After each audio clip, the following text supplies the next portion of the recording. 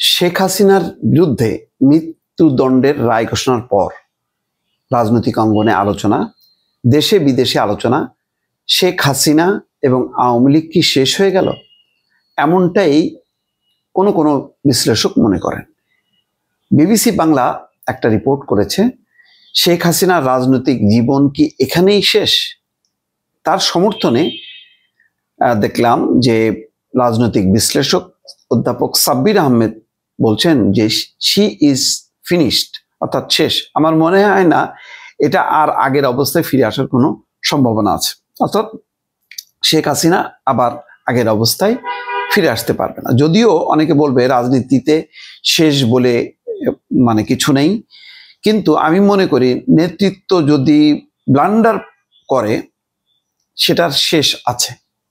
কথাটা একেবারে ফেলে দেওয়ার মতন না। শেখ হাসিনার এবং আওয়ামী লীগের এখন রাজনীতি নিয়ে সত্যি একটা গবেষণার বিষয়, যে এই অবস্থায় বিশ্বের কোন কোন রাজনীতি ফিরে আসতে পেরেছে, আবার বিশ্বের হয়তো কোনো কোনো রাজনীতি তার বাস্তবতা একরকম, বাংলাদেশের রাজনীতি এবং বাস্তবতা কেমন সেটার উপর অনেকখানি নির্ভর করে। একসময় সত্যি আওয়ামী লীগ শেষ হয়ে গেছিল, পরে বাংলাদেশের এই ক্ষমতাসীন যারা তাদের বদন্যতায় বা দয়ায় বা তাদের উদারতায় ফিরে এসছে। সেটা হলো প্রয়াত প্রেসিডেন্ট জিয়াউর রহমানের সময় ঘরোয়া রাজনীতি, তারপরে আবার ফিরে আসার সুযোগ পেয়েছে। কিন্তু রাজনীতি তো এক জায়গায় থেমে থাকেনি, পাল্টা পাল্টি এবং এক পক্ষ আর এক পক্ষের বিরুদ্ধে মানে যুদ্ধ ঘোষণা করতে করতে সেই যুদ্ধটা এমন ভয়ঙ্কর অবস্থা ধারণ করেছে, যেটা অনেকটা স্বাধীনতা মুক্তিযুদ্ধের মতন এক ধরনের যুদ্ধ।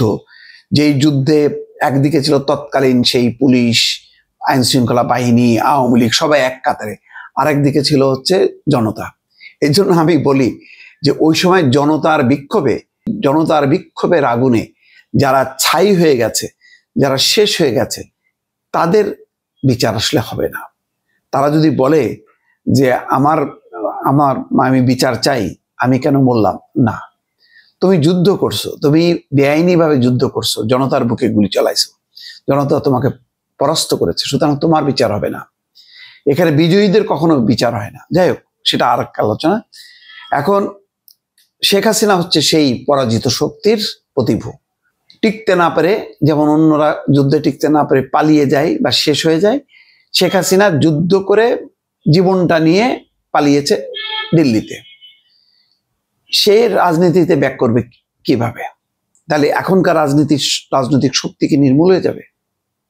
সেভাবে না, রাজনীতি পরিবর্তন হবে। কারণ একটা ভিন্ন রাজনীতিতে ঢুকছে বাংলাদেশ। সেই রাজনীতিতে বিএনপি জামাত মুখোমুখি। এই মুখোমুখি কম্বিনেশনে কিন্তু অনেকে আস্তে আস্তে ঢুকবে। জামাত যদি ক্ষমতায় আসে, তখন রাজনীতির অন্য একটা মেরুকরণ করবে।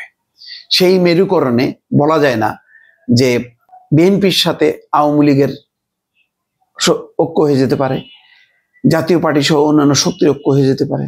আবার বিএনপি যদি ক্ষমতায় যায়, তখন জামাত আবার সেই রাজনীতিতে পুনর্বাসিত হওয়ার জন্য সে হয়তো ইনভাইট করতে পারে আওয়ামী লীগকে, আসো লড়াই করি। সবকিছুই নির্ভর করতেছে যে কোন রাজনীতির দিকে আমরা যাব। আমরা যদি পাল্টাপাল্টি ওই রাজনীতির দিকে যাই, যেটা গত 15 বছর বা তার আগে চর্চা হয়েছে, তাহলে কিন্তু আওয়ামী লীগের সাথে জাতীয় পার্টি অনেক শক্তি আসবে। কিন্তু গণতান্ত্রিক রাজনীতিটা যদি প্রতিষ্ঠিত হয় এইবার আবারও বলি, যদি গণতান্ত্রিক রাজনৈতিক সংস্কৃতিটা যদি প্রতিষ্ঠিত হয়, যদি এক পক্ষ আর এক পক্ষকে নির্মূল না করে যুক্তি তর্কের মাধ্যমে রাজনীতিটা এগোতে পারে, তাহলে কিন্তু আওয়ামী লীগের স্থান নাই।